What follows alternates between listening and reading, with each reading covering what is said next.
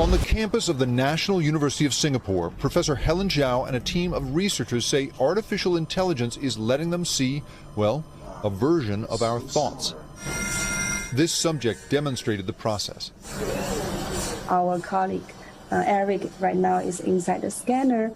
Using a database of fMRI scans, the AI first got to see what people's brains looked like as they viewed more than 1,000 photos. Then it was shown only brain scans as the subjects looked at new photos. Using a special language of brain activity the team developed, an image generator called Stable Diffusion then tried to recreate what each new photo had shown. Wow, so as long as I have seen it and you know the patterns of my brain, then the AI will read that out of my brain. Yes, exactly. Scientists have pursued this for years, but AI makes the difference. Here's a giraffe shown to a subject. Now, ready? Here's the image the AI created. And it is sometimes very different between people. Here's the original image of a grassy field. Now here's 3 different versions generated from 3 different people's brain activity. Now, what you're seeing is a recording of previous scans, not a real-time demonstration. And this process is slow, it requires an expensive machine, and it has to be individually tailored. So unless you have taken a long time to train the model on an individual, it doesn't work. Yes, at least at this stage, but we're trying to generalize across subjects in the future. And that future is upon us.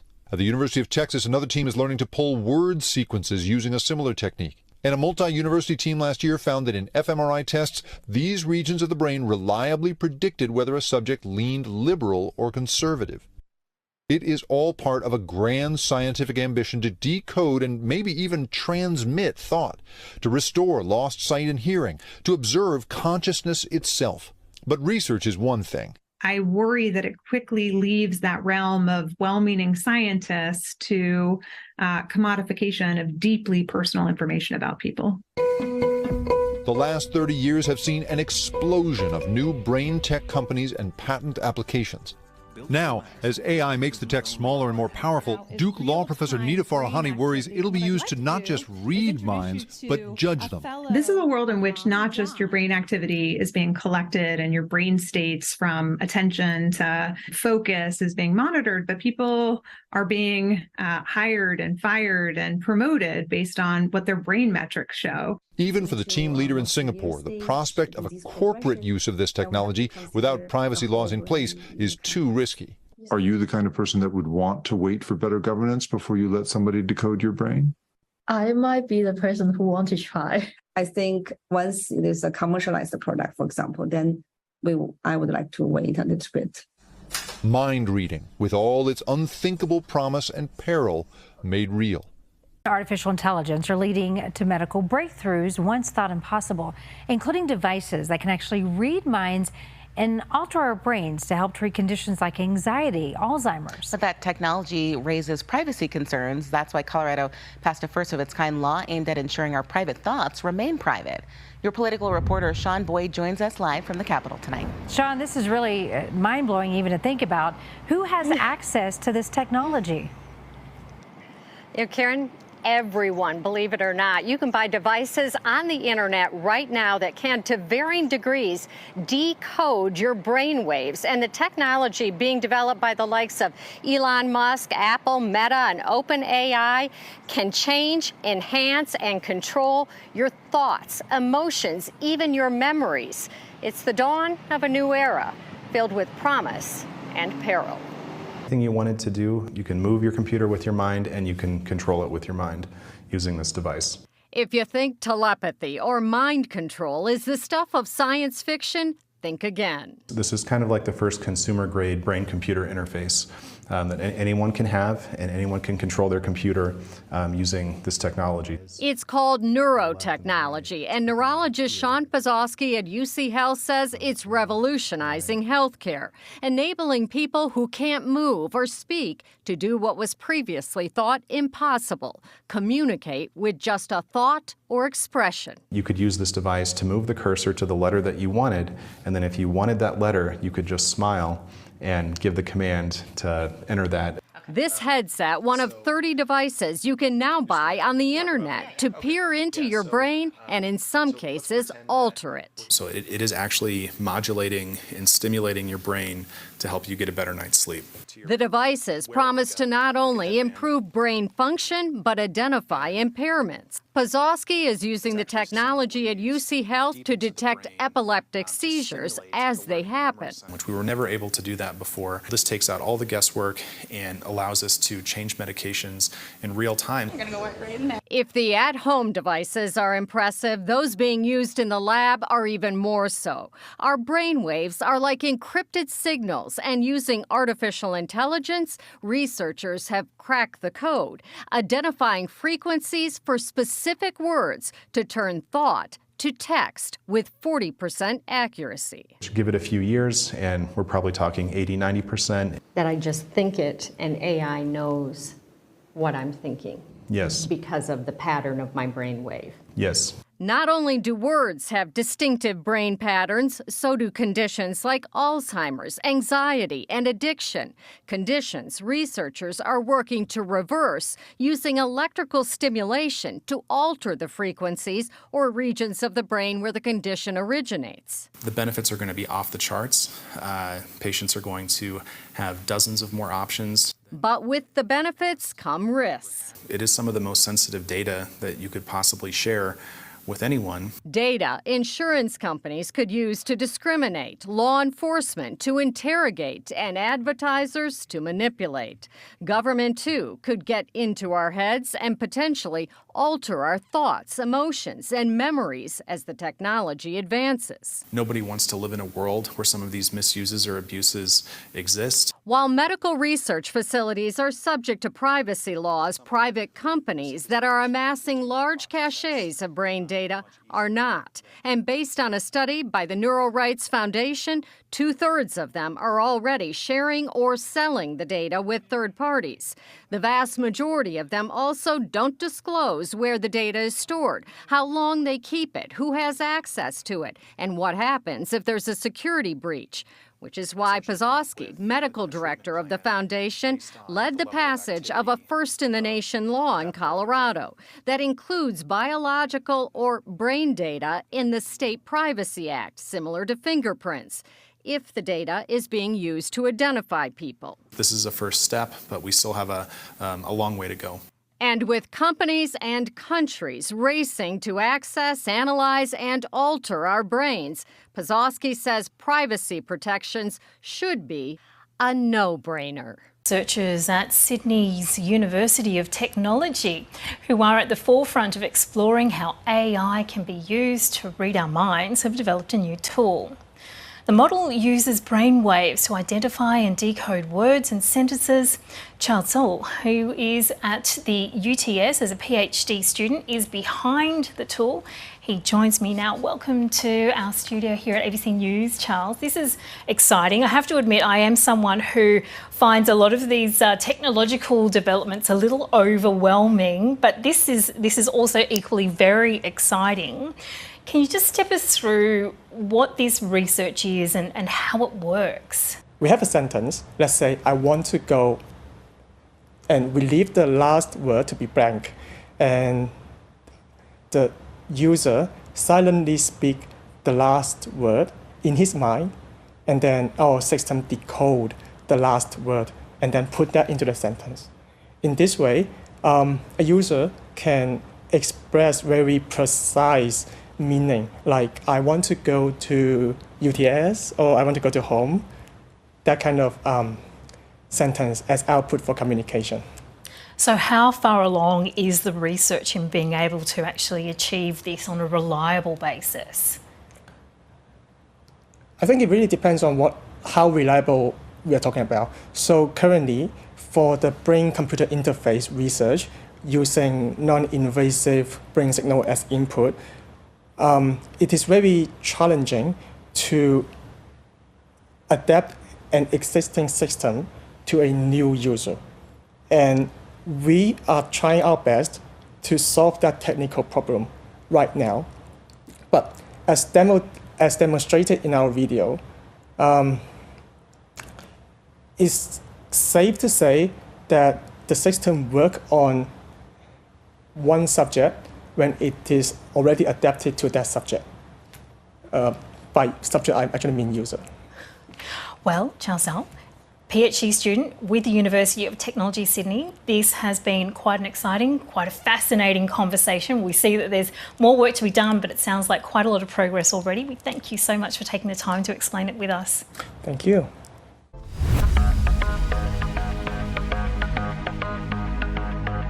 Imagine an AI that doesn't just process data, but can also read your mind.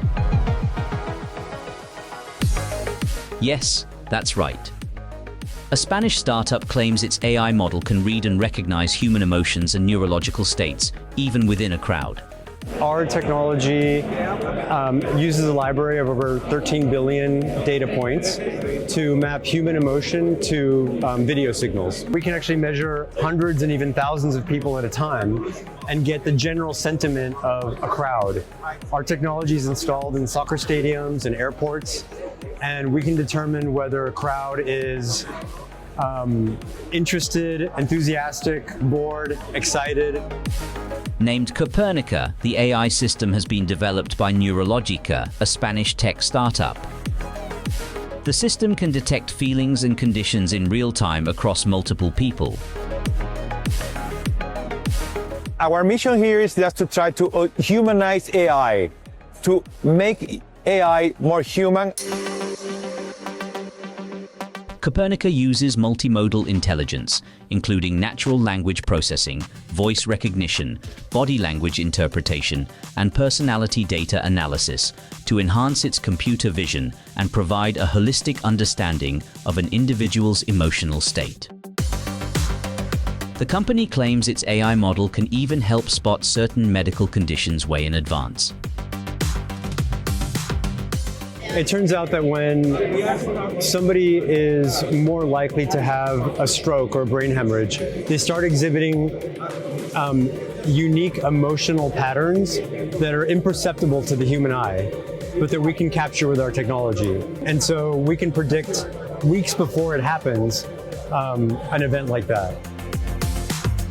Neurologica is now working on a way to let other tech developers seamlessly integrate their emotion-reading AI into their own applications. The aim is to broaden the accessibility of Copernica while prioritizing privacy and ethical AI practices. Neurologica's Copernica system is already in use in a variety of areas like healthcare, education, security, and defense.